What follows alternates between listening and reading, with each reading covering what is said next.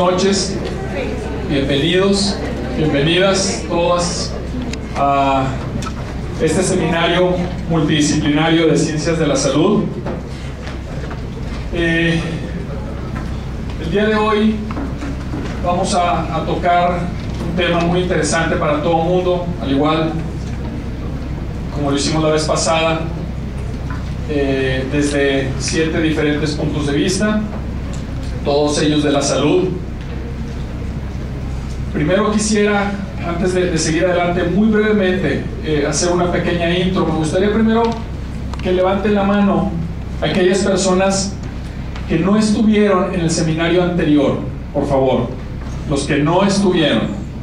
Muy bien, bueno, eso es importante. Entonces vamos a hacer una pequeña introducción de la mecánica. La idea de lo que hoy está sucediendo de este seminario es poder en la práctica tener un espacio donde confluyan todas las diferentes ciencias de la salud. En el Tecnológico de Monterrey tenemos una buena parte de nuestras materias de ciencia básica en un mismo lugar: odontólogos, médicos, nutriólogos, ingenieros biomédicos, psicólogos clínicos, etc.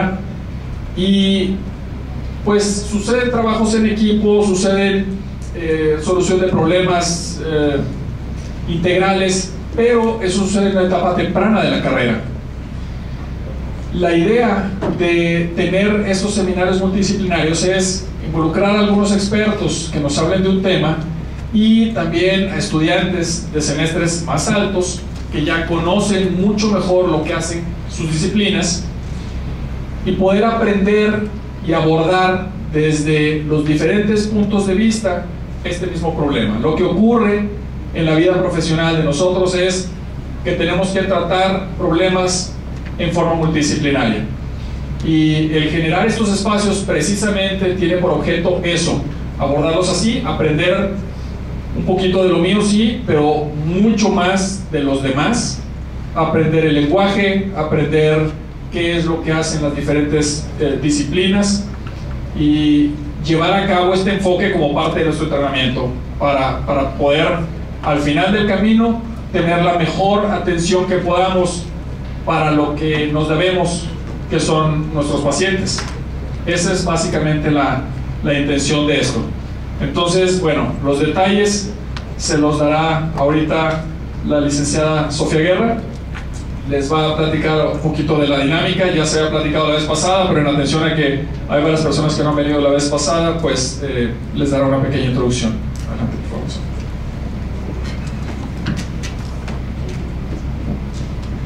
Hola, ¿cómo están? Como ya saben y ya me he comunicado por correo con ustedes, soy la coordinadora de la carrera de nutrición y estoy coordinando también los seminarios que se llevarán a cabo una vez por mes.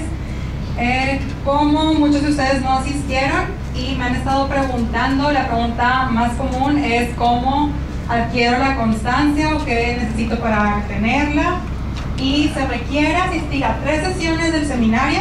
Ya pasó una, esa es la segunda, son 4 en total, y contestar los cuestionarios que aplicamos al final de cada seminario. Todo a través de internet, puede ser a través de teléfono, computadora, y ya si de plano no traen nada de tecnología, que se ha pasado, pueden realizarlo el día siguiente, ¿sí? Nada más le toman, notan la liga y sin problema lo pueden contestar al día siguiente. Esta es la liga de preguntas de aquí del seminario. Si a ustedes les surge una pregunta, esta liga la van a encontrar en las slides, en la parte inferior de la mayoría de las slides, para que vayan poniendo sus preguntas y al final del seminario ya contestamos todo en una mesa redonda. Voy a presentar a todos nuestros invitados del día de hoy. Como ya saben la dinámica, primero cada experto de cada área de la salud hablará brevemente de su área de especialidad en este tema sobre obesidad infantil, y posteriormente llevaremos a cabo una mesa redonda con sus preguntas y discusiones sobre el tema, todos los expertos reunidos. Primeramente presento al doctor Ismael David Piedra Noriega. Él es pediatra, director del Departamento de Ciencias Médicas Básicas de la Escuela de Medicina.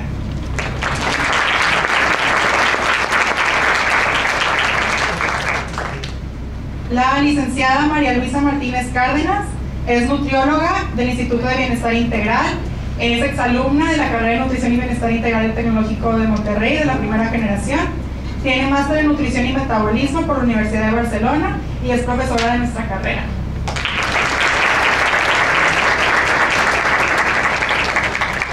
La doctora Selenia Janet Medina Arispe es odontopediatra, es parte del Hospital Infantil de México y es profesor de la carrera de médico odontólogo. La licenciada Irma Ramírez Teniente es directora de la carrera de licenciatura en Ciencias de la Enfermería y colaboradora del programa de salud del niño y adolescente de la Secretaría de Salud Nuevo León.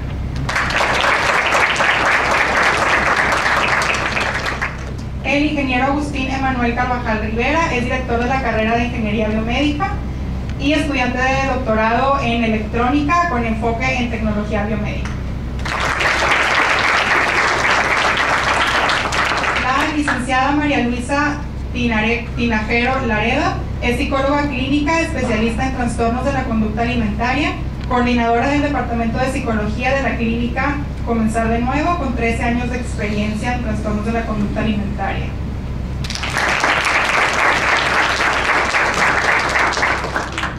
Y el licenciado Javier Salvador Hernández Cruz es licenciado en Administración de Sistemas de Salud, coordinador de la carrera de LAS en el Tecnológico de Monterrey y actualmente estudiando la maestría en Administración Pública y Política Pública en la Escuela de Gobierno del TEC de Monterrey.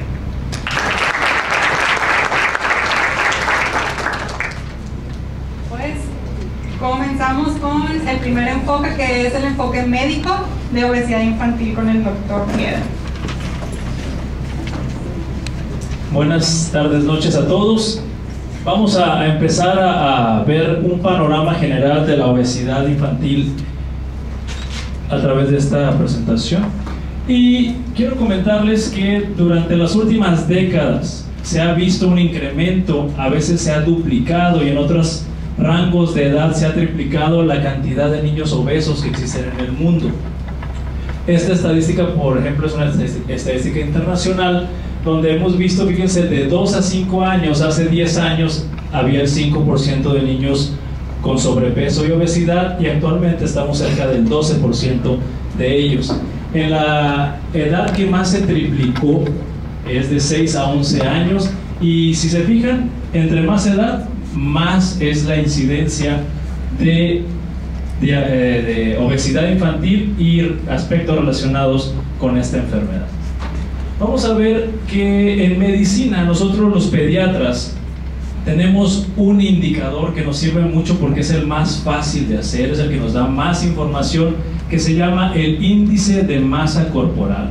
Este índice de masa corporal, para los que no están relacionados con la medicina o con este índice, se obtiene haciendo una fórmula matemática del peso y la estatura adecuado a la edad y se grafica en una gráfica de percentiles y de esa forma podemos estimar lo que viene ahí.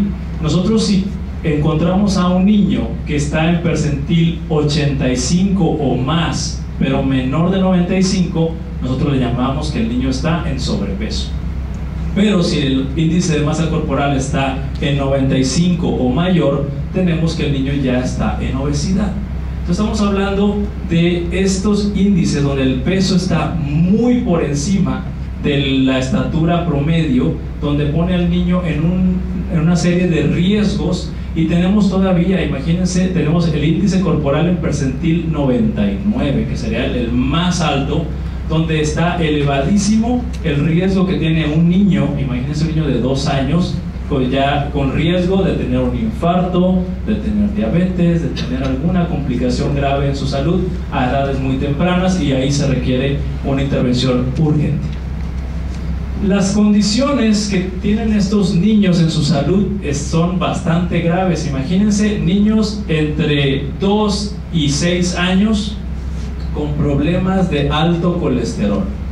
Entre 2 y 10 años, problemas de alta presión en este rango de edad. Metabolismo anormal de la glucosa, algunos niños empiezan a ser diabéticos a estas edades. Se reduce significativamente la calidad de vida, ese niño no puede correr, no es tan ágil, sus piernas no son tan fuertes por cargar tanto peso desde edades muy tempranas. Estrés psicológico y bullying que va muy de la mano. Hay alteraciones en la imagen corporal que van, otros miembros de este equipo van a estar ahondando más en este rubro. Y prácticamente hay algunas estadísticas que dicen que si un niño a la edad de 2 años ya es obeso, aseguramos un adulto obeso, y mucho más si uno de sus 2 padres es obeso. O sea, prácticamente es un camino que ya está prácticamente, puede decirlo entre comillas, condenado a transitar por los malos hábitos de la alimentación. También vemos que los niños que están con sobrepeso y obesidad no duermen bien, roncan durante el sueño y tienen periodos de dejar de respirar, su oxigenación se disminuye durante algunos periodos, a veces en forma crítica, y estos niños no rinden bien durante el día.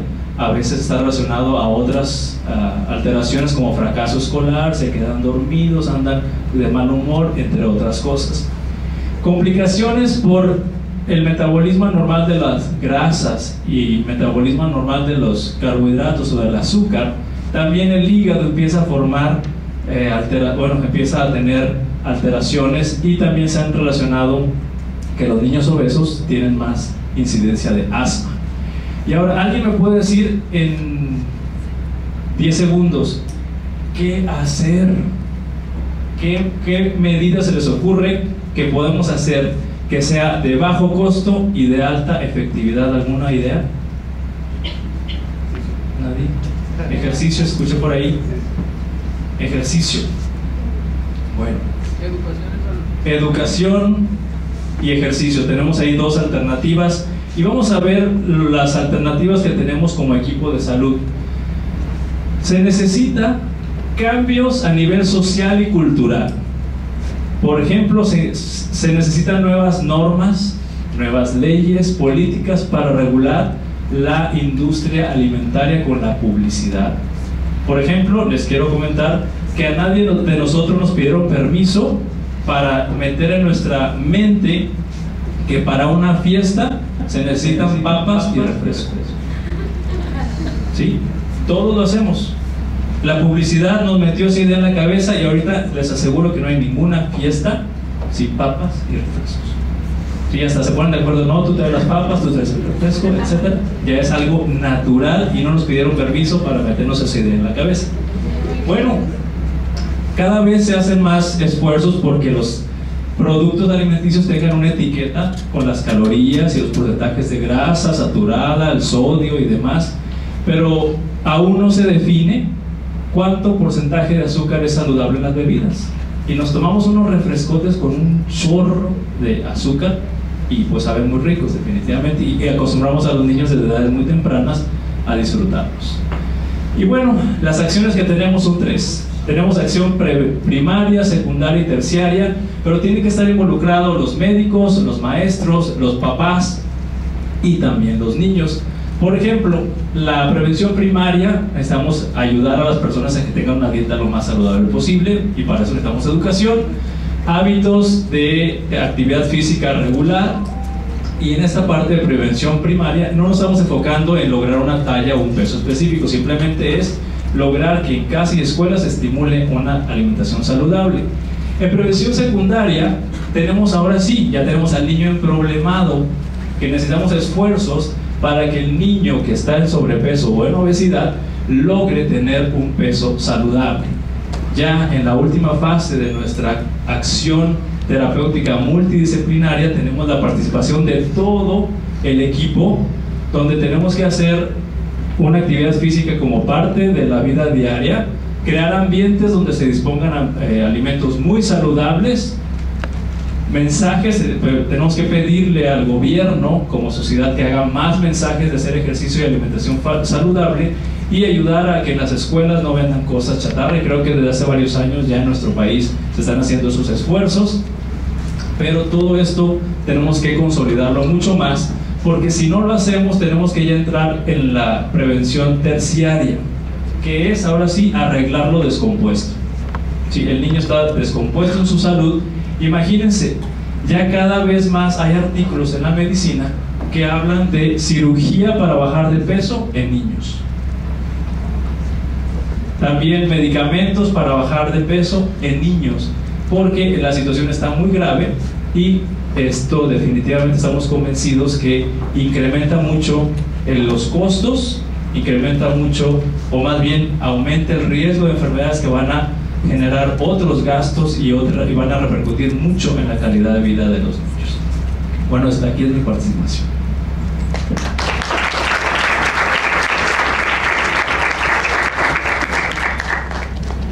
Gracias. Bueno, continuamos con la parte de nutrición. Primero que nada, pues buenas noches y muchas gracias a la licenciada Ana Sofía y a la licenciada Dixia por invitarme. Y bueno, como tengo poquito tiempo, traté de englobar lo más importante de los aspectos nutricionales en la cuestión de obesidad infantil. Entonces vamos a revisar poquito algunos datos rápidos, datos concretos, factores de riesgo para obesidad infantil, el abordaje nutricional y el diagnóstico, algunas guías clínicas tanto internacionales como mexicanas y las estrategias de salud pública que se están haciendo para frenar y revertir esta epidemia de obesidad infantil. Entonces, bueno, primero que nada, México ocupa el primer lugar de obesidad infantil. ¿Eso ya lo sabíamos todos? Sí, a nivel mundial. Muy bien. Si tenemos padres obesos, el niño tiene un riesgo de 6 a 15 veces mayor de padecer sobrepeso y obesidad. El consumo promedio de bebidas azucaradas es de 270 calorías al día, que equivalen a un refresco de 600, que como todos, muchas personas en una comida y en una cena ya se están tomando una de estas botellas de 500 o 600 mililitros. Y bueno, ahí nos salió el último dato, pero en realidad es que una lata de refresco al día, que tiene 37 gramos de azúcar, aumenta el riesgo de que el niño tenga obesidad en un 60%. Ahora es el riesgo de, no quiere decir que va a tener obesidad, ¿no? Entonces en general tenemos excesos y deficiencias. Excesos en consumo de azúcar, sodio, grasa saturada, no estamos tomando agua, no hacemos actividad física, les falta fibra, ácidos grasos esenciales y entre otras cosas. Hay más factores de riesgo, pero además de los factores conductuales existen factores biológicos. Por ejemplo, el que la madre haya cursado con diabetes durante el embarazo. Esto predispone más al niño de padecer sobrepeso y obesidad. Otro factor, por ejemplo, es una lactación temprana. ¿Qué quiere decir? Que cuando el niño nace y tiene un periodo de lactancia materna, muchas veces esta lactancia se corta antes de tiempo y por falta de educación nutricional en las familias se empieza a dar más alimentos desde más temprana edad. Entonces aquí hay algunos otros factores que de manera biológica pueden incidir en el riesgo de sobrepeso y obesidad del niño. Estos son los principios de abordaje. Entonces, primero tenemos que obtener el índice de masa corporal, que era lo que les comentaba el doctor Ismael. Si no tenemos este dato y no lo graficamos, estamos omitiendo el diagnóstico. Entonces, todos los pediatras, que principalmente son la primer fuente de contacto con el niño y con sus papás, deben de graficar este índice de masa corporal. Y bueno, nosotros como nutriólogos además obtenemos otros datos antropométricos que nos pueden servir de apoyo. Ahorita se los voy a mencionar. Hay que hacer una evaluación nutricia a detalle, hay que investigar más sobre factores de riesgo, laboratorios, datos clínicos que nos puedan servir, hacer una intervención breve en base a objetivos y a metas cortas, más allá de hablar un peso ideal. Y bueno, pues hay que abordar por etapas según el grado de severidad de la obesidad. Entonces, bueno, la primera etapa es prevenir, y la prevención le toca un poquito a toda la familia y, como mencioné ahorita, al pediatra. Si el pediatra, que es el primer contacto, empieza a ver que ese niño se está desfasando un poquito de sus gráficas, entonces es donde puede entrar el nutriólogo o el especialista en tema de sobrepeso y obesidad, que la etapa 2 y el 3 van mucho de la mano, ¿sí? Es decir, es una intervención multidisciplinaria donde puede haber un manejo estructurado en el cambio de hábitos, y en mejorar o llevar al niño a un peso saludable. Y por último, que es a donde no queremos llegar, es a esta intervención de la que hablábamos ahorita, que involucra fármacos o incluso cirugía bariátrica. Entonces tenemos que prevenir para no llegar ahí. Si hacemos una evaluación completa de estos 4 puntos, antropometría, bioquímica, clínica y dietética, entonces se considera un punto de buena práctica. Necesitamos indagar un poquito más. Desde el punto de vista de antropometría como nutriólogos, existen todos estos parámetros que podemos evaluar. Muy bien. Todos estos datos antropométricos, principalmente la circunferencia de cintura, que es excelente predictor de adiposidad. Recordemos que el índice de masa corporal sí nos puede determinar si estamos en un grado de obesidad, pero nos habla más del grado de masa y no de adiposidad. Y además, pues que es un excelente predictor de riesgo cardiovascular. Por eso la cintura, además de ser un método muy económico, es muy infalible, hay que utilizarlo. Otros datos bioquímicos, sobre todo si hay algo que te dé a pensar que el niño pudiera tener, como ahorita mencionaron, hígado graso o problemas en el metabolismo de la glucosa, hay que indagar un poquito en el perfil de lípidos, en su glucosa y sobre todo la insulina, que muchas veces uno revisa la glucosa, estamos muy bien, pero resulta que estamos cursando con un grado de hiperinsulinismo previo. Entonces es importante tener estos 2 datos y podemos obtener el índice OMA para ver cómo andamos en esos 2. Otros datos clínicos: los niños obesos tienden a el estreñimiento por la falta de fibra, pudieran cursar con acantosis nigricans, que es esta pigmentación en el cuello, en axilas, en ingles, que podría estar hablando de esos problemas de resistencia a la insulina. Presión arterial y frecuencia cardíaca elevada, son niños que pueden cansarse, tener dolores de cabeza, también por otras deficiencias nutricionales.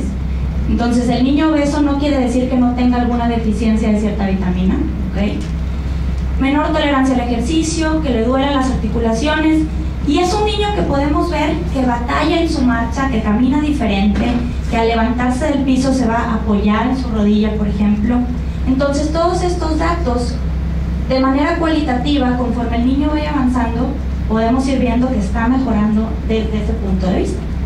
Y desde la parte dietética hay que indagar en cómo está comiendo, cómo lo está haciendo, acompañado de quién, y definir nutrientes en exceso y en deficiencia. El diagnóstico, índice de masa corporal, no debe de fallar, pero existen muchas tablas de interpretación. Están las de la CDC, Centers for Disease and Control, Organización Mundial de la Salud, y también la International Obesity Task Force. Entonces, a veces esto puede causar un poquito de confusión, ¿no? ¿Cuál uso? ¿Las de la CDC, las de la OMS? En realidad puedes usar las que tú quieras, el punto es que te bases en algo para ello, ¿no? Muy bien. Hay que recordar que la OMS también utiliza el puntaje de Z mediante desviaciones estándar y la C mediante percentiles. Bueno, las diferencias entre usar las de la CDC y la International Obesity Task Force son mínimas. Esto es con un grado de evidencia, por lo tanto siéntanse tranquilos de usar cualquiera de esas 2. Y lo que les mencionaba ahorita, a pesar de la utilidad del índice de masa corporal, como grado de evidencia muy importante se nos recomienda utilizar otros parámetros como la cintura, los pliegues, etc. Hábitos del niño que tenemos que preguntar, todos estos: ¿qué come en la escuela? ¿Qué come en la casa? ¿Cuánta cantidad? Sobre todo, ¿cuánta cantidad de los ingredientes o de los alimentos densamente energéticos? Papas, galletas, papitas, ¿qué tan frecuente lo hace? Y también la ingesta de azúcar mediante bebidas, incluyendo no nada más los refrescos, sino también jugos de fruta. Tenemos que tener cierta cantidad, que no podemos excedernos de azúcar en total del día, venga o no venga de fruta. Ingesta de agua, colaciones, comidas al día, etc. Hábitos de la familia que también no podemos dejar a un lado: cómo planean las comidas, si usan alguna lista del súper o cómo planean la compra de los alimentos, la frecuencia de alimentación en restaurantes, quién prepara la comida. Y a los papás, aunque aunque no lo crean, es importante calcular también su índice de masa corporal de ambos padres. ¿Por qué? Porque los padres van a formar parte del modelo de intervención. Entonces necesitamos preguntarles a ellos también cómo andan. ¿Quién come con el niño? Si los alimentos se los sirven al niño o él mismo lo hace. ¿Cómo pasa el tiempo el niño en casa y quién lo supervisa? Porque a veces no sabemos y el niño puede estar teniendo de repente algunas comiditas escondidas. Y bueno, aquí hay algunas responsabilidades de los padres en cuestión a la alimentación. Los padres deben de proveer al niño los alimentos saludables, de tener en casa surtidos todos estos alimentos, mas no es obligación de los papás el que el niño se tenga que comer cierta cantidad de alimento o no, ¿sí? A la hora de comer, esto es importante, ¿dónde comen? Si es en la mesa, en la recámara, en un sillón, y también si hay el uso de aparatos electrónicos. ¿Por qué? Porque esto desvía la atención del niño de lo que está comiendo y tendemos a comer más y a no poner atención a nuestro alimento. La privación del sueño también está asociado a un incremento en la ingesta y aumento de peso, y hay estudios que demuestran que dormir menos, 5 a 6 horas, está asociado con ganancia de masa grasa en relación a personas que sí duermen un poquito mejor. La intervención debe de ser familiar.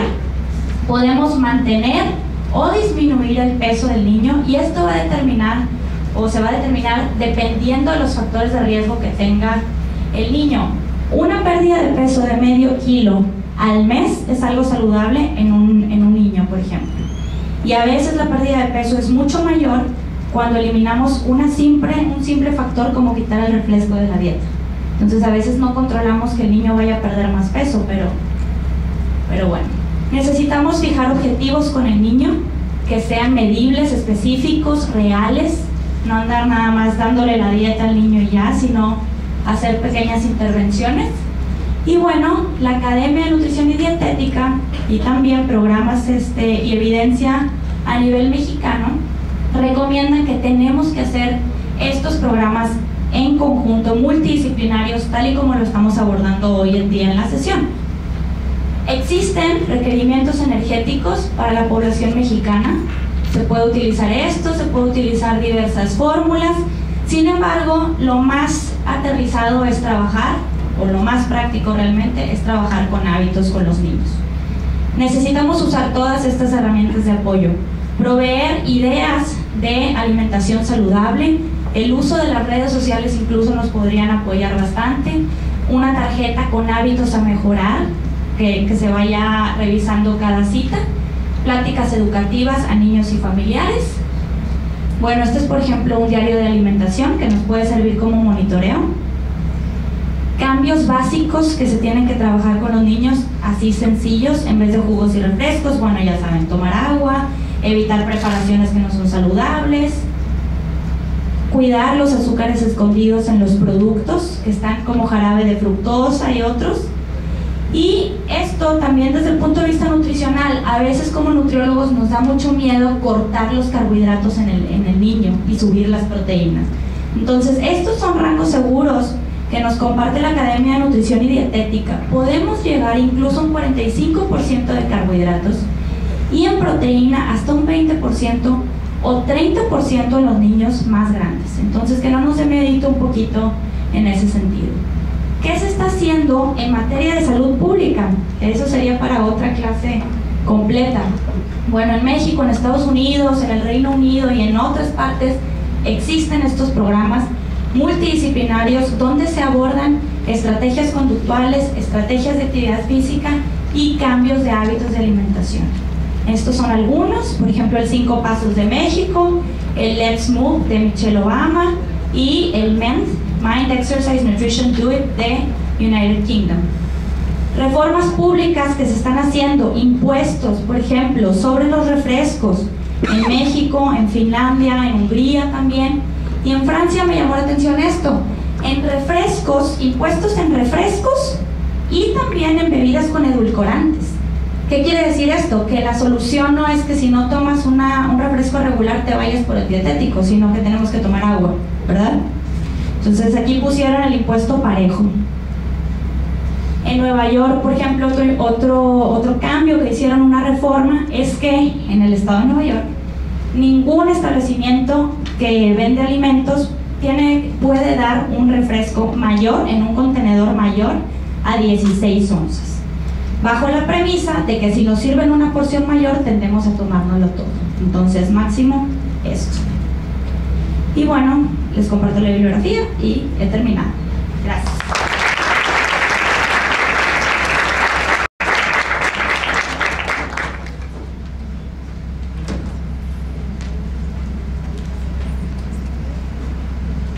Bueno, buenas noches. Yo les vengo a hablar de la obesidad infantil y su relación con la odontología.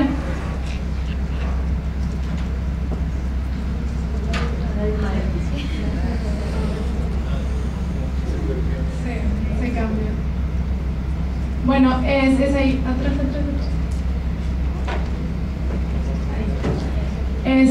La Organización Mundial de la Salud recomienda y que hasta el año 2013 tenemos 42 millones de niños con obesidad menores de 5 años.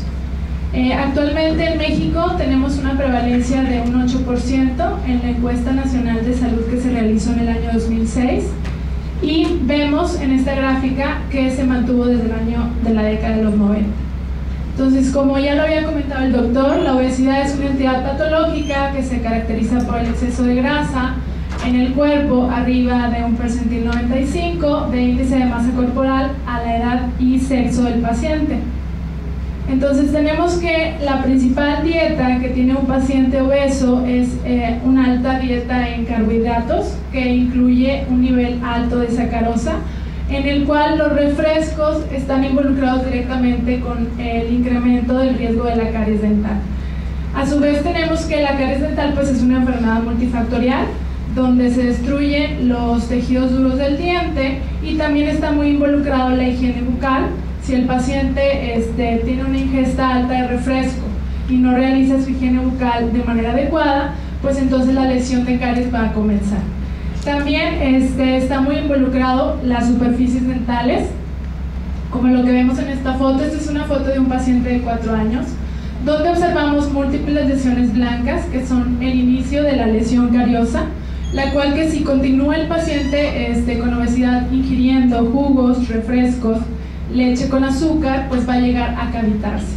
Si el paciente pediátrico empieza a perder estructura dentaria, podemos observar que aquí ya no se puede restaurar. Entonces este pacientito va a perder sus dientes anteriores a una etapa muy temprana. ¿Qué sucede cuando perdemos un diente primario prematuramente? Pues va a haber un colapso en la parte anterior del crecimiento del hueso y un retraso en la erupción de los dientes permanentes.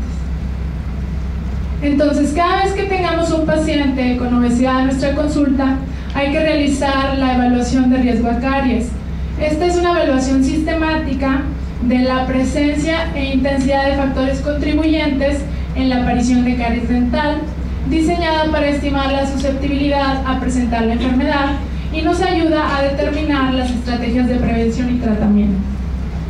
Entonces, en esta evaluación de riesgo a caries vamos a tomar ciertos aspectos, como lo que vendría siendo la historia médica, que en un paciente con obesidad pues vamos a empezar a indagar sobre alteraciones cardiovasculares, respiratorias y endócrinas. También tenemos que indagar sobre higiene oral, qué tipo de cepillo utiliza, cuántas veces se lava los dientes y qué tipo de pasta. En cuanto a la alimentación, pues tenemos frecuentemente el uso de refrescos y carbohidratos con altos contenidos de sacarosa. Si el paciente tiene una adecuada ingesta de flúor, esto significa que si tiene acceso a agua potable. La transmisión bacteriana, que es de suma importancia ya que se mantiene de manera vertical por medio de la madre, ¿sí? En el estatus socioeconómico tenemos que si el paciente es de un estatus socioeconómico bajo, pues entonces ya lo coloca automáticamente en un riesgo a caries alto por la falta de acceso a información y la falta de servicio de salud. En cuanto a las características del diente, los pacientes con obesidad tienden a presentar más riesgo de caries en zonas lisas que en zonas rugosas. Y se puede también realizar un conteo bacteriano en saliva para ver la cantidad de Streptococcus mutans, que es el originante de la caries. En cuanto a hábitos dietéticos, la Academia Americana de Odontología Pediátrica recomienda pues limitar de 4 a 6 onzas las bebidas azucaradas o refrescos, a su vez como los jugos y el néctar, y evitar el uso del biberón con miel o azúcar. Bueno, en la revisión que realicé para esta plática encontré este estudio sistemático donde se compara el índice de masa corporal con la caries dental en niños y adolescentes en un periodo 2004-2011. En este estudio revisaron 300 artículos, en los cuales 47 concluyeron con los mismos criterios, y de estos 47, 20 coincidieron en relacionar la caries dental con un alto índice de masa corporal. Y llegaron a la conclusión que la mayor parte de los pacientes obesos presentaban un flujo salival reducido, que conlleva a un incremento de caries dental y una malnutrición por deficiencia de alimentos ricos en proteína. Entre otras alteraciones estomatológicas que tiene el paciente obeso, pues podemos presentar alteraciones en la posición supina en el consultorio dental, una alta morbilidad en sedación y anestesia general por la alteración que existe en la vía aérea para el momento de intubarlos.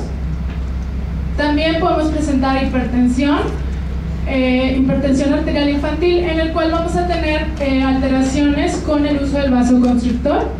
También va a haber diabetes tipo 2, el cual está íntimamente relacionado con la enfermedad periodontal, y una distribución alterada de fármacos por el acúmulo de depósito de fármaco en la grasa.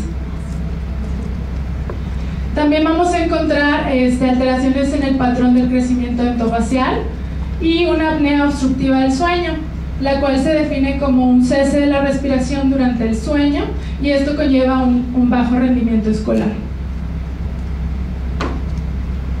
Entonces aquí tenemos un paciente con sobrepeso, en el cual va a presentar un colapso transversal del maxilar superior, una mordida cruzada posterior, un crecimiento vertical del maxilar superior con respecto a la mandíbula, un abundante resalte, una sonrisa gingival, una falta de desarrollo transversal de la nasofaringe y una elevación del piso nasal, que esto conlleva pues una apnea del sueño. Entonces, ¿cuál sería el rol del odontopediatra en la consulta con el paciente con obesidad?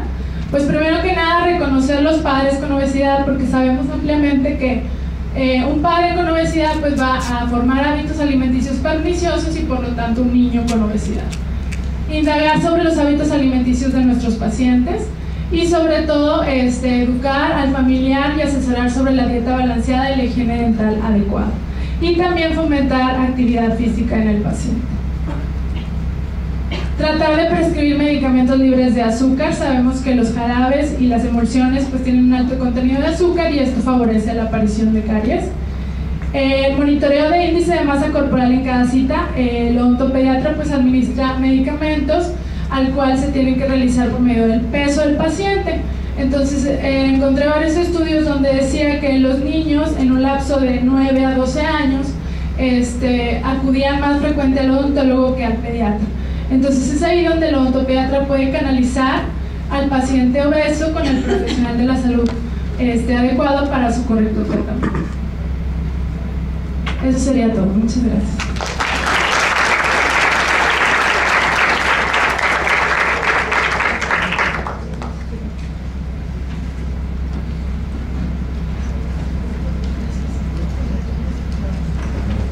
Buenas noches. Bueno, desde la parte de la perspectiva del profesional de enfermería, hablar de la obesidad infantil es hablar de dos temas muy importantes relacionados con la salud pública, de lo que está sucediendo en nuestro país y lo que sucede en nuestro estado. Hoy nos damos cuenta que en este siglo XXI, en la era de la tecnología, en la era de que hemos ido evolucionando en los aportes científicos en el área de la salud, nosotros los profesionales de la enfermería nos encontramos en una situación en la cual observamos este tipo de problemas de salud en los hospitales. Yo les voy a hablar de dos diferentes perspectivas. La perspectiva desde el punto de vista hospitalario, en donde desafortunadamente estamos recibiendo en las áreas, en las salas de partos, niños con estas características a los cuales nosotros les llamamos niños macrosómicos, que son hijos de madres obesas, jóvenes, y que desafortunadamente desde el nacimiento la mayoría desencadenan problemas derivados de la presencia de diabetes. Entonces, ver a los niños con una obesidad desde el nacimiento y ya por ende con una patología que va asociada a los problemas de la madre y a los problemas propios que va a tener este niño, pues nos lleva a que nosotros veamos que el papel que hace el profesional de enfermería es muy importante. Si me pasan la siguiente, por favor. Bueno, ¿qué es lo que estamos viendo? Desde la Secretaría de Salud existen ya programas establecidos en los cuales los profesionales de enfermería tenemos una actividad muy relevante. Nuestro papel es ya ir a otros lugares, no propiamente o única y exclusivamente a los hospitales, a ver pacientes, a ver niños enfermos que son diabéticos, dependientes de todos los días de la insulina, de tener una restricción dietética, de que tienen que hacer ejercicio, pero desafortunadamente el problema que tenemos en la actualidad es la falta de orientación y la falta de una cultura de salud de los padres. Entonces el problema cada vez se va viendo más severo y hoy en día vemos que esa problemática que afecta no solamente la salud del niño, sino también la parte del entorno familiar, tiene que ver también con aspectos económicos. Si nosotros nos enfocamos solamente a un nivel socioeconómico alto, hablamos de que la mayoría de ellos van a tener atención de un pediatra, de un nutriólogo, ¿sí?, de un odontólogo. Pero desafortunadamente en nuestro país el índice de pobreza es muy alto y eso va íntimamente relacionado con la problemática que vivimos. En los hospitales de la Secretaría de Salud vemos esta realidad y nos enfrentamos a esa problemática diariamente. Niños con serios problemas de salud. La siguiente. Pero también vemos otro aspecto importante, la falta de cultura de los padres. Hoy los niños no hacen ejercicio. Aunque estén en un entorno, en un nivel socioeconómico bajo, tienen el acceso a una tablet, tienen el acceso a una computadora. Entonces no hay esa cultura del ejercicio que deben de hacer los niños, que se dedican única y exclusivamente a tener un cero actividad física. Pero vemos que llegan al hospital con problemas cardiovasculares. Tenemos niños que inclusive nos han llegado con la obesidad, hipertensos, y que desencadenan también isquemias cardíacas. También hemos tenido niños que desencadenan enfermedades, como ya les había dicho, propias del metabolismo, como es la diabetes, pero hemos llegado a tener niños que han sufrido intento de suicidio por la depresión, por el bullying que viven en las escuelas, en donde falta mucho también esa cultura, donde les llaman de muchas formas, de manera despectiva, y esos niños desafortunadamente sufren de bullying, sufren de depresión y por consiguiente han llegado inclusive con intentos de ahorcamiento al hospital. La siguiente, por favor. ¿Qué es lo que nosotros como profesionales de la enfermería tenemos que hacer? Tenemos que trabajar en dos entornos, en el entorno de la promoción de la salud, en el entorno de la prevención de las enfermedades, pero también en la parte hospitalaria, en donde no estamos exentos de poder llevar a cabo la promoción y la prevención para evitar ese tipo de patologías. La siguiente, por favor. ¿Qué es lo que hacemos? Nosotros tenemos que ver un paradigma de transformación. Desafortunadamente no podemos hablar solamente de pacientes, tenemos que hablar de personas sanas, que ese es el objetivo primordial del quehacer diario del profesional de enfermería. La promoción de la salud, la prevención de la enfermedad, la educación para la salud, que es fundamental. Y hablar de educación es generar un cambio de conducta, no es solamente informar. La mayor parte de las estrategias que desafortunadamente se hacen en nuestro país tienen que ver solamente con la parte informativa y no generamos un cambio de conducta. Los cambios de conducta se están llevando a nivel escolar. Hoy en día las enfermeras pediatras, las enfermeras que trabajamos en los programas de control del niño sano y que estamos en la Secretaría de Salud enfocadas a la prevención de este tipo de problemas de salud pública, tenemos la obligación de ir a las escuelas, de generar programas educativos, de estar monitorizando a los niños en las escuelas, de ver qué es lo que se está ofreciendo de alimentos o de venta de alimentos y hacer valer las políticas que se están generando a través de nuestro gobierno, de cero comida chatarra, de que se lleven realmente actividades de ejercicio, de que los maestros de educación física no solamente los saquen al patio que los niños estén corriendo, sino que realmente tengan una dirección de ejercicio que les permita a los niños generar el gasto de energía necesario para evitar que se les acumule la grasa en su organismo. Entonces, para nosotros como profesionales de la enfermería, el trabajo no es solamente pensar están obesos, están enfermos, sino tener que ver las estrategias que llevamos a cabo para prevenir todos estos riesgos. La siguiente, por favor. Entonces, nosotros hablamos de un cuidado enfermero en pediatría. Generamos planes, ¿sí?, que nosotros le llamamos planes de cuidados de enfermería enfocados a evitar problemas. Para los que ya tienen el problema de la obesidad, tenemos que generar intervenciones y estrategias a través de las cuales nosotros podamos remitir ese problema. Para los que pueden tener complicaciones, tenemos que hacer un plan específico de actividad, pero no solamente para ellos. El compromiso nuestro es educar a los maestros, educar a los padres de familia, educar a las madres de familia. Desafortunadamente, el fenómeno social que vivimos en nuestro país es que pareciera que los padres no le dan importancia. Cuando les mandamos llamar y les hablamos de la problemática que tienen sus hijos, lo primero que nos dicen es que yo pienso que mi hijo es sano porque está bien bonito, bien gordito, ¿sí? Y anteriormente yo recuerdo cuando era joven y las personas fallecían, decían, bueno, ¿por qué se murió? Si estaba lleno de vida, estaba bien gordito. Pues por eso se murió, porque estaba lleno de vida, era obeso, hipertenso, diabético, ¿sí? Y desafortunadamente, jóvenes, es una realidad. Cuando el niño llega a los 12, 13 años, no puede hacer ejercicio. Tienen lesionadas sus articulaciones, no pueden correr, son niños que viven aislados, son niños que viven retirados de la sociedad y que en su depresión o comen más o buscan cómo salir de ese problema a través de la puerta falsa. En el Hospital Psiquiátrico de Monterrey también hay niños con ese problema que, bueno, eso lo va a ver en la parte de psicología, pero que está afectando realmente la salud pública de nuestros niños, ¿sí? Que ustedes, bueno, ya están adolescentes, pero si ustedes vivieran realmente la problemática que existe en la salud pública de nuestro estado y de nuestro país, la pobreza y el error que se comete porque son pobres y piensan que el dinero que están invirtiendo en alimentos es lo adecuado, el error está en que no saben cómo alimentarse. La siguiente, por favor.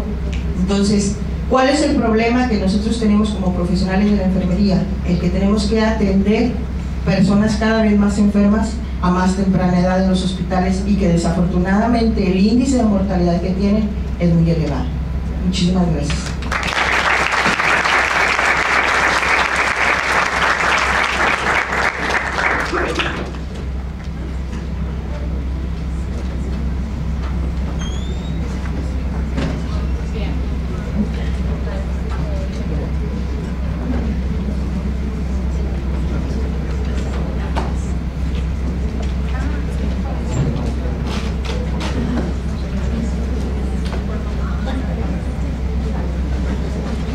Bueno, buenas noches.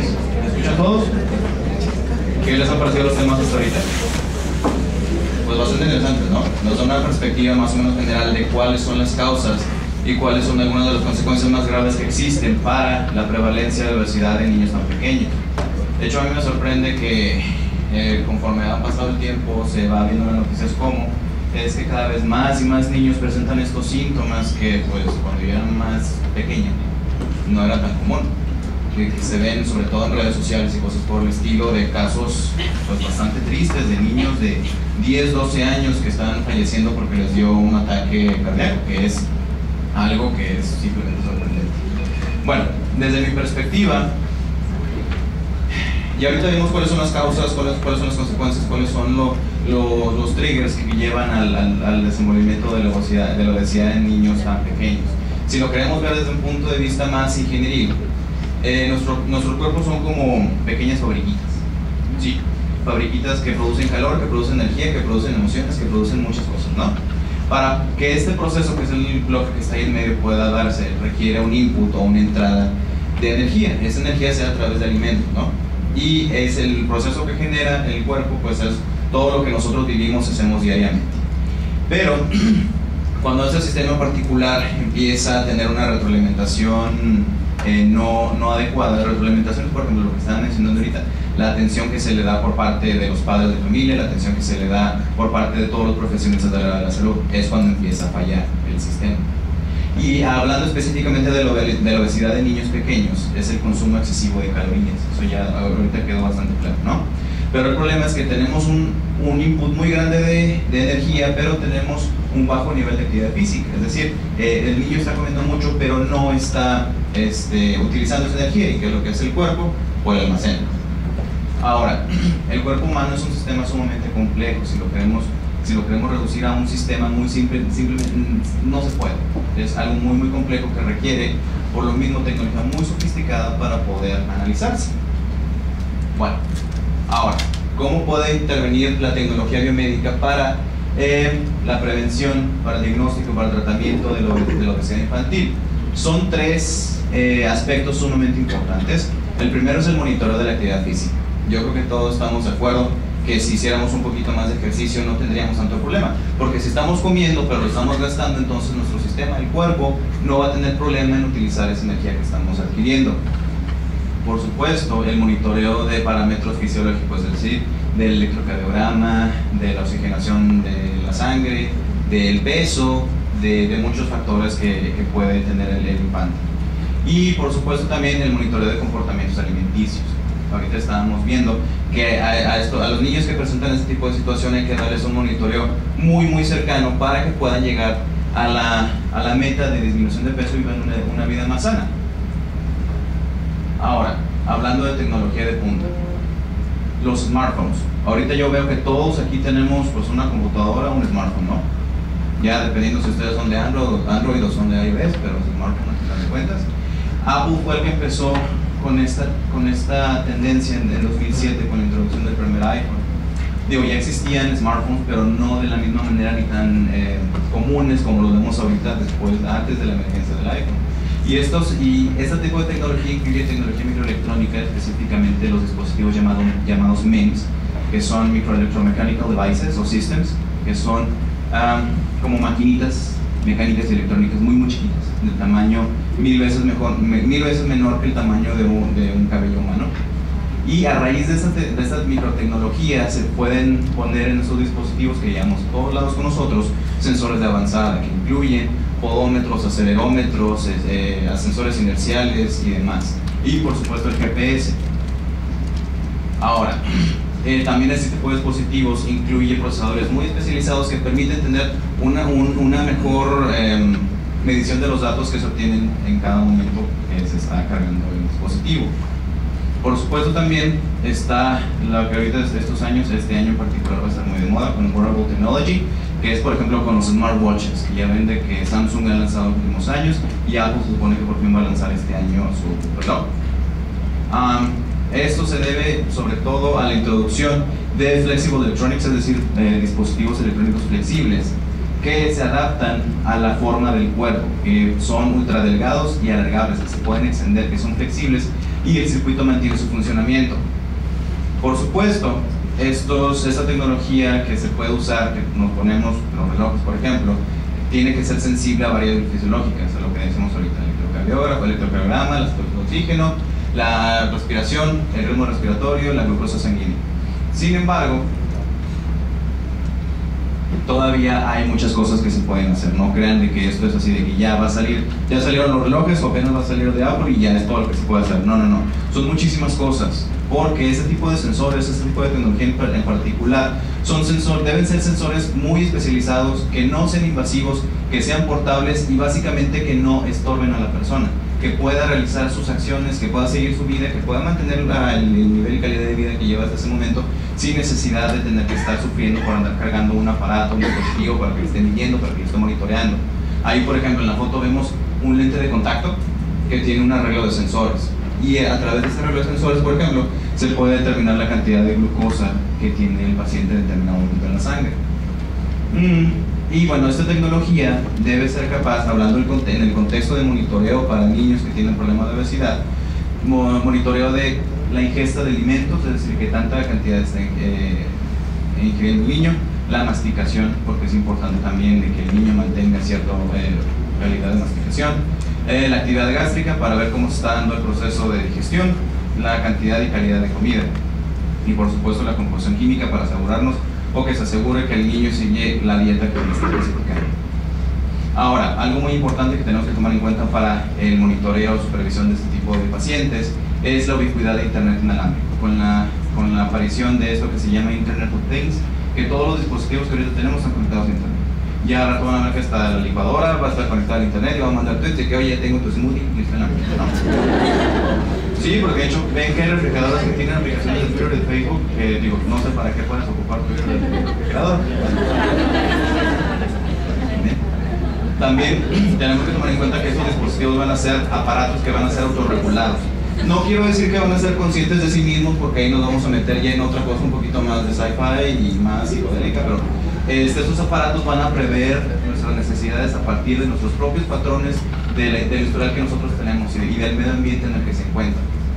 Y por supuesto, algo muy importante que hablábamos ahorita y que ha sido como que un tema más o menos recurrente es la cuestión de las redes sociales. Las redes sociales pueden ser beneficiales o pueden ser perjudiciales, en el sentido de que si vemos que las demás personas están animando a seguir un estilo de vida saludable, nosotros también lo vamos a tender a hacer. Pero si se usa mal este tipo de herramientas, puede desembocar en, por ejemplo, en el terrible bullying que se enfrentan hoy los niños que tienen este problema. Y no nada más para el concepto de obesidad, sino para muchas otras situaciones. Ahora, ¿cuáles son los retos y los alcances de la tecnología biomédica en este aspecto de la obesidad infantil? La wearable technology, no encuentro un mejor término para definirlo en español, porque así como tecnología que se liste, pues está muy es que esta tecnología, lo que decía ahorita, que no sea invasiva y que no se entrometa, que no le estorbe a la persona, que pueda ella hacer sus cosas, que pueda seguir su vida sin tener que andar sintiendo que carga un aparato todo el tiempo. Que estos aparatos tienen que cargar con diferentes tipos de sensores en un solo dispositivo. Así, por ejemplo, como los primeros teléfonos inteligentes que salieron, que nada más era para leer correo. Ahorita ya ven que salen juegos muy complicados que tienen acelerómetros y giroscopios y demás que permiten hacer un rango muy grande de cosas. Esta tecnología está en pañales todavía. No crean lo que les decía ahorita de que ya estamos en el fondo, de que lleguemos al tope, no, apenas está empezando. Y a esa raíz de esto, que existe mucha área de desarrollo, investigación en el área de tecnología biomédica, hay una profunda necesidad de ingenieros especialistas en el área de salud. ¿Sí? Y bueno, nada más ahorita para terminar, tomando en cuenta que estamos en un mundo que está altamente conectado, que nuestra especie depende bastante de la tecnología. Imagínense si ustedes, ya no digamos que intentaran vivir un día fuera de la ciudad sin nada de sus cosas, imagínense que se les va el 3G o el 4G del celular durante una hora, imagínense qué desesperado van a estar. En una sociedad en la que nosotros vivimos tan dependientes de la tecnología, tenemos que tomar en cuenta esto. La tecnología, al igual que el arte y la poesía, es la máxima expresión del ser humano. Y como tal, tenemos que aprender a utilizarla correctamente. Y que sirva para propósitos bondadosos. Gracias.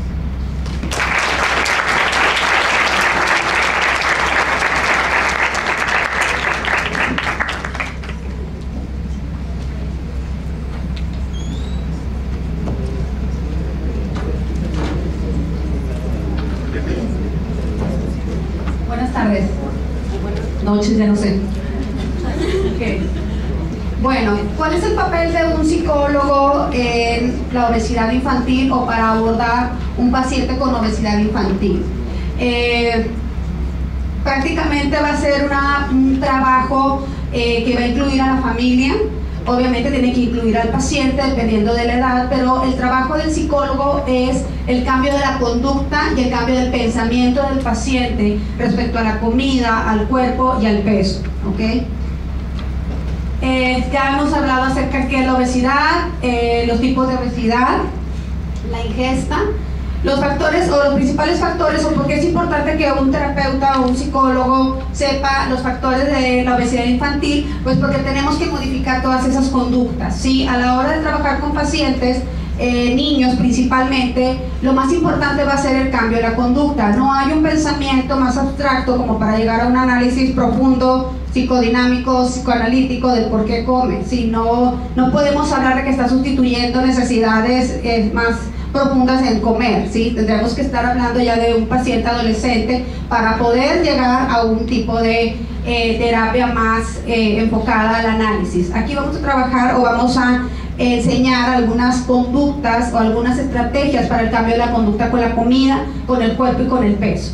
Primero que nada hay que conocer que uno de los factores importantes es el sedentarismo, del que ya han hablado, la gratificación a través de la comida. Este es un punto muy importante porque se acostumbra a premiar o castigar con la comida, ¿sí? Entonces ahí hacemos un análisis con los padres acerca de cómo funciona la comida en casa, como una gratificación, como un castigo y la asociación que el paciente hace al respecto.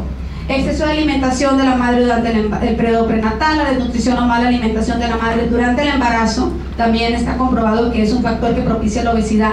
El exceso de alimentación durante el periodo de lactancia, como ya habían hablado. Trastornos de ansiedad, aquí es donde entra la parte de hacer una evaluación que ahorita más adelante voy a describir. El trastorno por déficit de atención e hiperactividad, en mi experiencia, pacientes que vienen con un diagnóstico de trastorno por déficit de atención y la impulsividad se ve manifestada en la conducta con la comida, ¿sí? ¿Qué quiere decir esto? Muchas veces llegan a nuestra consulta pacientes ya en la adolescencia con un trastorno como bulimia, como anorexia, pero si haces una historia clínica encontramos que desde la infancia fueron niñas obesas o niños obesos, ¿sí? Que en su intento de dejar la obesidad atrás caen en otro extremo de la conducta, ¿sí? Llegando a conductas de riesgo como la restricción o la purga, ¿sí? La depresión, otro punto importante que se explicó antes, ¿sí? Los chicos con obesidad o las chicas con obesidad pueden llegar a tener periodos importantes de depresión, aislamiento social, poco rendimiento académico, que es importante que como terapeutas podamos diagnosticar de forma temprana para poder intervenir. ¿Cuáles son las consecuencias de lo que habíamos visto? Lo que tenemos que conocer de nuestro paciente o de nuestra paciente, ¿sí? Si está sufriendo de discriminación o aislamiento, ¿qué asignación? La asignación del rol de obeso dentro del grupo, menores expectativas académicas, es decir, pues del gordito no se espera nada, como dicen, o es muy pasivo, o él no puede, ¿sí? Dificultades para integrarse a actividades deportivas, ¿sí? El rezago en el momento en que pues vamos a jugar fútbol, hacen la elección del equipo y al niño con obesidad es el que no eligen, o es el que prefiere mejor quedarse sentado porque saben que no van a elegir. Baja autoestima porque no está viendo gratificación en las actividades propias de su edad. Depresión, alteraciones somáticas, como ya se ha estado hablando. ¿Cuál es la evaluación y el tratamiento que tenemos que hacer? Primero que nada, como psicólogos tenemos que saber que nosotros no vamos a cambiar la parte nutricional del paciente porque no somos nutriólogos, ¿verdad? Si trabajamos en un grupo multidisciplinario, es muy importante respetar la parte de la disciplina del compañero, es decir, inmediatamente tengo que mandar interconsulta para que hagan un análisis completo acerca de el paciente, ¿sí? Y ya cuando esté ese análisis, es decir, lo que la compañera nutróloga mencionó, el médico, toda la parte médico-nutricional, entonces nosotros como terapeutas tenemos que estar enterados de los avances del paciente para poder reforzar las conductas positivas respecto al cambio de la comida o poder contrarrestar las conductas de riesgo, ¿sí? Al trabajar de manera multidisciplinaria tenemos que estar enterados todos los miembros del equipo de lo que se está trabajando. En este caso, pues una parte importante es el peso, es las conductas con la comida, entonces todos tenemos que estar conociendo qué es lo que se está trabajando con el paciente. ¿Cuál es la evaluación psicológica que vamos a hacer? Primero que nada, historia clínica, instrumentos de evaluación que pueden ser escalas para medir la sobreingesta, la insatisfacción de la imagen corporal, las conductas de riesgo con la comida. Autorregistro, es decir, ayudarle al paciente a tener un autorregistro de sus actividades y de sus conductas con la comida. Entrevista conductual, es decir, una descripción completa de las conductas del paciente, cuántas horas pasa frente a la tele, cuántas horas está realmente hace ejercicio, si no hace ejercicio, ¿sí?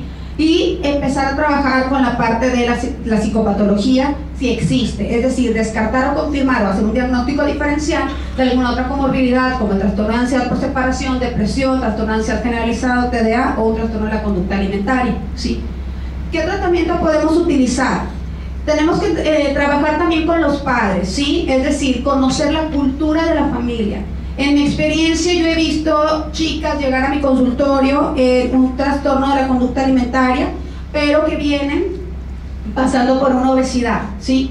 Y luego también hemos tenido casos de chicas con obesidad o de chicos con obesidad donde en toda la familia hay obesidad, entonces es una cultura familiar, ¿sí? Y el momento en que un paciente o que el miembro de la familia se mueve a un cambio, hay reacción de todos los miembros de la familia, ¿sí? Entonces puede haber fuertes presiones para regresar a las antiguas conductas, ¿sí? ¿Por qué? Porque está la lucha de lealtades, está el sentir que traiciona los valores familiares, entonces es un abordaje completo. Si es un paciente menor de edad o un paciente más chico, entre 8, 9, 10 años, el abordaje tiene que ser también con la familia.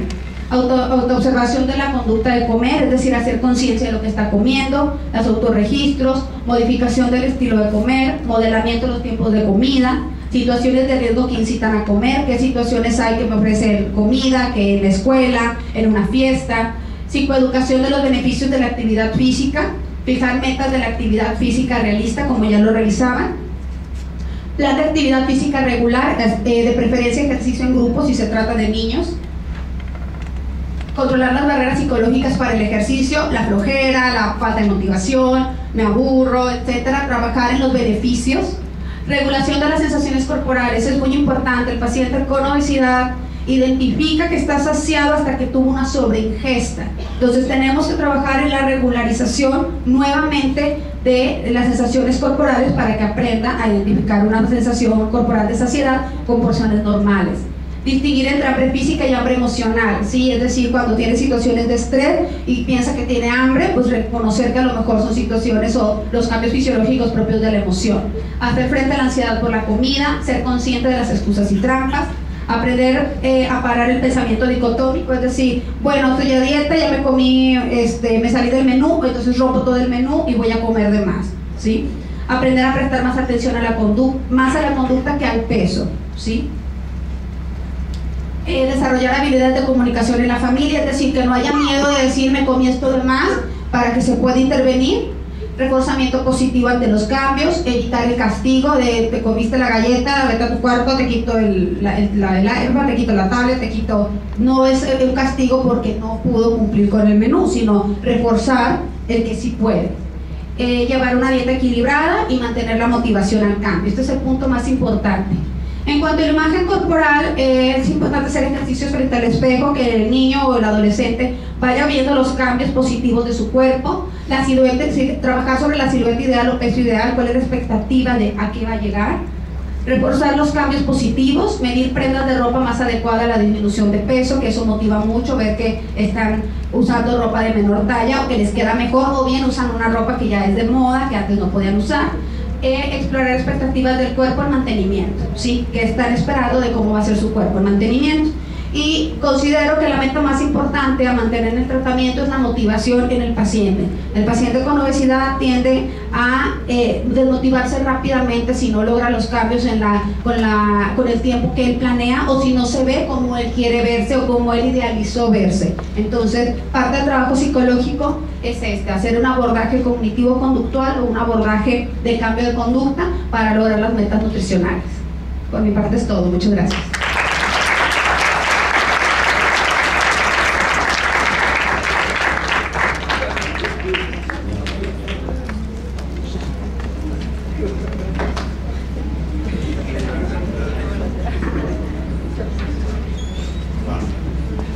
Buenas noches, mi nombre es Javier Hernández y bueno, a mí me toca abordar desde la parte ahora sí que más administrativa y del sistema de salud, este tema que es un tema muy importante. Ya hemos visto mucho la parte clínica y cómo es importante abordarlo desde un punto de vista multidisciplinario y no podemos dejar de lado, si bien cada una de las profesiones que se han presentado tienen un punto específico que pueden ahora sí que participar en el tratamiento, en la prevención, sobre todo de la obesidad. Al final de cuentas, se requiere un sistema de salud que esté realmente abordando este tema, y para mover no solamente la cultura de la persona, sino la cultura del país, y bueno, eso asociarlo a todo el mundo, incluso en el tema. Aquí vemos un meme que me gusta utilizarlo porque da mucho el tema que estamos hablando. Digo, casi siempre cuando alguno, lo que más nos cuesta a veces a los que estamos un poquito pasados de peso es hacer ejercicio, y a veces hacemos esta comparación. Sin embargo, como ya hemos hablado, vemos que aquí lo que está fallando ahora sí que es el tema de la alimentación, tal vez también de la educación, ya que, por ejemplo, ya han hablado varios de mis compañeros, la actividad física. Sin embargo, al final de cuentas, si todo esto no está bien o está fallando, nos vamos a ver enfrentados a que van a tener al final de cuentas que impactar en el sistema de salud y en la población y en los costos del país. Aquí unos datos de la OCDE, el tratamiento de enfermedades derivadas, no sobre la obesidad, sino las derivadas, ha tenido un costo de alrededor de $1.000 millones en los últimos 5 años. Asimismo, indicó que los niveles de este problema de salud en el país han aumentado de 2 a 3% en estos 5 años, ¿no? Y se estima que el costo anual de la obesidad en México es de $200 millones para, bueno, dar atención sobre todo a las personas que han tenido una complicación causada por este problema. $200 millones a lo mejor no nos dice nada, o sea, pueden ser como que $200 millones de dólares. Es el 3% de todo lo que se gasta en salud, mejor dicho, del presupuesto que tiene la Secretaría de Salud. Solamente las derivadas de la obesidad, las enfermedades derivadas de la obesidad, se gastan todo este dinero, evitando desde un punto de vista administrativo, económico, dando, si tu costo de oportunidad o sobre todo derivas este dinero para la obesidad solamente, pues vas a dejar otras muchas actividades de salud pública que privadas para atender este problema. Desde una teoría económica, ¿cómo vemos el problema del sobrepeso y la obesidad? Nosotros lo vemos como una falla de mercado. Al final de cuentas, es el mercado, que es donde todos compramos, vendemos cosas, se está moviendo y tiene fallas. Entre ellas, pues bueno, que el consumidor toma decisiones poco racionales respecto a su alimentación, lo cual lo lleva a tener, por un lado, esta decisión poco racional sería por una información asimétrica o incompleta. Por ejemplo, ya se ha abordado mucho la falta de educación de las personas, y al no tener esa educación, la persona no hace una decisión adecuada en su alimentación. Asimismo, el efecto de transmisión de padres a hijos, que ya es un efecto, en la economía lo llamaríamos spillover, que es esta transferencia de hábitos y de conductas alimenticias, y pues las externalidades, que al final de cuentas también es cómo el medio o cómo las decisiones de otros afectan mi conducta. Entonces, si tenemos un medio, un sistema de salud que no está abordando este tema, pues bueno, simplemente pues no me voy a preocupar por él. O al contrario, si el sistema de salud se mueve hacia evitar la obesidad infantil, pues bueno, vamos a todos empezar a trabajar en ese sentido. Al final de cuentas, como ya hemos estado hablando, el problema es multifactorial, multidisciplinario, y en sistemas de salud o en la gestión tenemos que buscar políticas integrales y una verdadera coordinación multisectorial, que no solamente esto es un tema de salud, es un tema de educación. Por ejemplo, la Secretaría de Educación, de Economía con temas ya de productos y comerciales, y sobre todo también pues bueno, de todos los del gobierno en sí, para podernos mover en ese sentido. El sobrepeso, como ya hemos hablado, tiene una gran cantidad ahora sí que factores que lo ocasionan. Sin embargo, al final de cuentas, lo que tenemos que movernos es un patrón de consumo. si tenemos padres que consumen o que son, ya mencionado, tienen obesidad, vamos a tener un hijo obeso. Si el incremento en el poder adquisitivo, si tenemos refrescos, papitas, todo lo que sea de menor costo, nos va a impactar en que van a comprar eso en lugar de un agua, o que también a veces está más caro. El desarrollo tecnológico mundial sí ha sido muy bueno. Sin embargo, si lo vemos desde el otro lado, pues también nos ha hecho más sedentarios.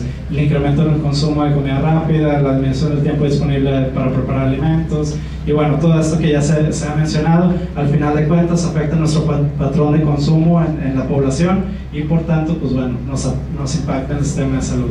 Es por eso que necesitamos ver, ahora sí que el ambiente obesogénico, se le llaman infantil, o sea, todo lo que puede impactar la decisión que tome el niño o la familia en ese sentido.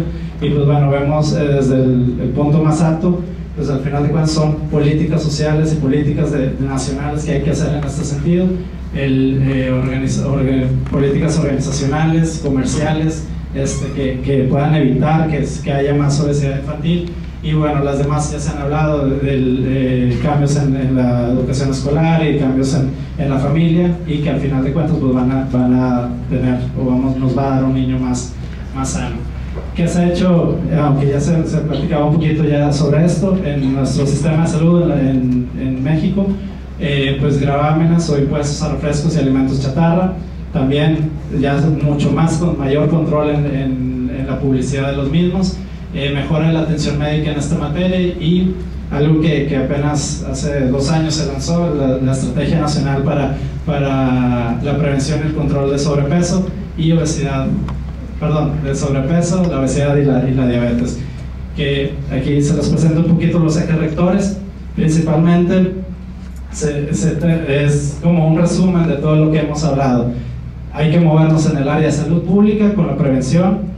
Hay que movernos por ejemplo, la información epidemiológica de enfermedad, saber qué está pasando con la obesidad, promoción de la salud y comunicación educativa y la prevención. La atención médica, que sea una atención, si tenemos ya al final de cuentas, como nos decía la licenciada Irma, niños que lamentablemente llegan a los hospitales que tengan, bueno, entonces en ese punto pues una calidad de la atención y la atención adecuada y acceso efectivo. Política regulatoria, como ya se está haciendo con los impuestos en los refrescos y bebidas azucaradas, en el etiquetado. Me sorprendió también, digo, aquí en México no lo tenemos, pero en Ecuador me tocó visitarlo hace poquito, y tienen las etiquetas de todo, tienen producto alto en grasa, bajo en grasa, o sea, tenemos que ir fomentando esa parte de conciencia y publicidad. Los ejes rectores de esta estrategia pues es la intersectorialidad, que no veamos la obesidad infantil solamente como un problema de salud, sino es un problema que le afecta a todas las, en este caso todas las secretarías de gobierno.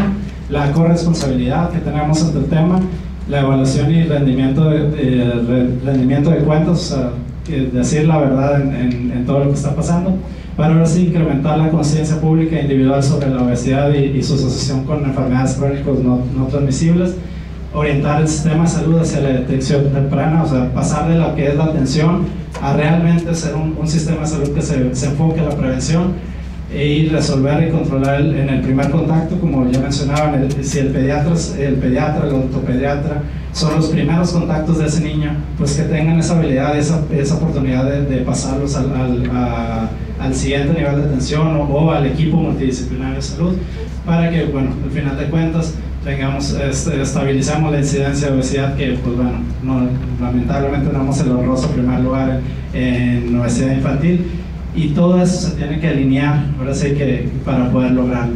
Entonces, esta es una parte importante, que el sistema de salud ya se está moviendo en eso.